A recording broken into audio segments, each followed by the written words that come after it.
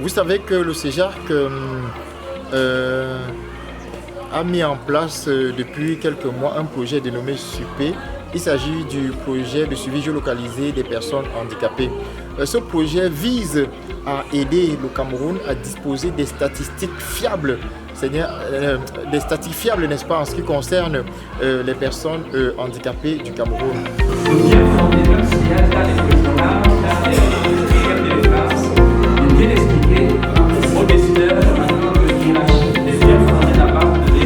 Alors, la base de données des personnes handicapées du Cameroun, on peut même dire de l'Afrique, a été mise en place pour faciliter la définition, le développement des politiques publiques en faveur des personnes handicapées. Concrètement, il s'agit pour chaque décideur de savoir que dans telle localité, voilà les besoins des personnes handicapées, tout type de handicap. Aujourd'hui, nous allons donc former les cadres communaux ainsi que les membres des organisations de la société civile dans la gestion et l'administration de cette base de données.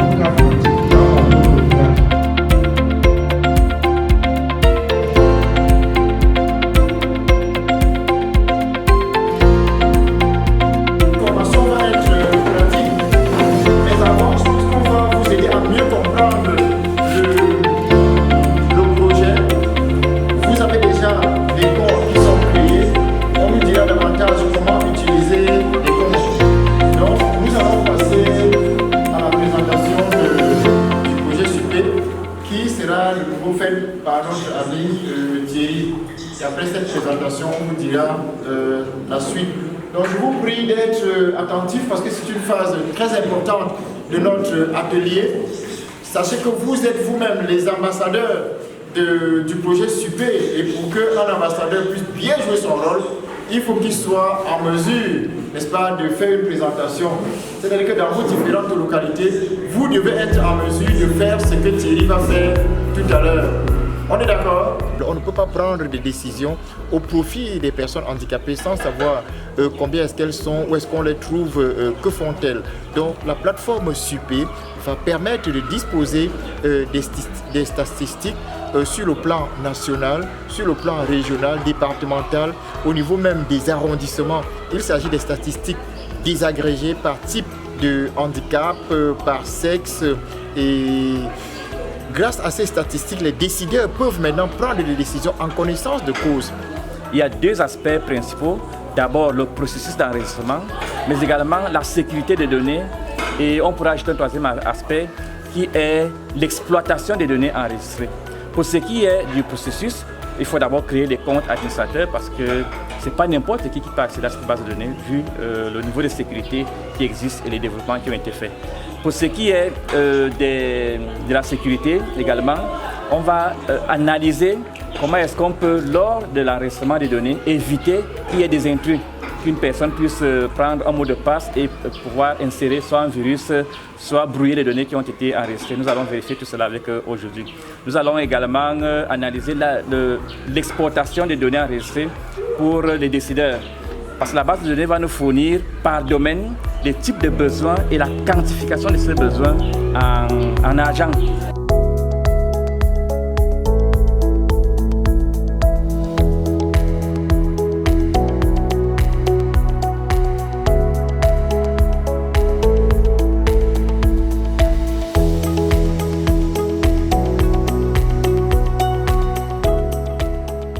Alors la plateforme est en ligne, elle est fonctionnelle et elle dispose d'une application téléchargeable sur Play Store. Alors maintenant, il est question de former des agents communautaires et des agents de nos différentes communes à l'utilisation de la plateforme. Comment enregistrer les personnes handicapées sur la plateforme? Cela nécessite toute une formation et nous avons donc organisé cette formation qui va donc permettre d'outiller n'est-ce pas, différentes personnes à l'enregistrement des personnes handicapées sur la plateforme. C'est une phase très importante parce que si nous mettons la plateforme en ligne et nous ne parvenons pas à enregistrer les personnes handicapées, l'objectif ne sera pas atteint. Ce qui permettrait à un décideur, lorsqu'il élabore sa planification ou sa politique de développement, de savoir que dans telle localité, dans un village de Marois, dans un village du centre ou du littoral, voilà pour ce village-là les besoins chiffrés des personnes handicapées et on peut maintenant inscrire. Et à la fin, on peut évaluer au bout d'une année pour savoir est-ce qu'on a progressé ou pas. Voilà un peu ce que la base de données nous permet d'avoir. C'est ce que nous allons analyser avec les personnes qui sont là aujourd'hui, les participants. Il y aura un suivi après cet atelier? Bien sûr, il y a un suivi. La formation ne suffit pas. Après cette étape-ci, il y a un suivi technique d'abord. Parce qu'après la formation, vous savez, c'est un outil informatique. Il peut y avoir des bugs d'un. De deux, il peut y avoir des difficultés à l'implémentation parce que la formation c'est une chose. Maintenant, être sur le terrain et utiliser l'application ou la partie web, c'est tout autre chose. C'est pour ça qu'on a tout un service de suivi pour accompagner. Il y aura également des descentes de terrain. Ce n'est pas seulement à Yaoundé. On va descendre dans les communes pour régler ce nombre d'aspects.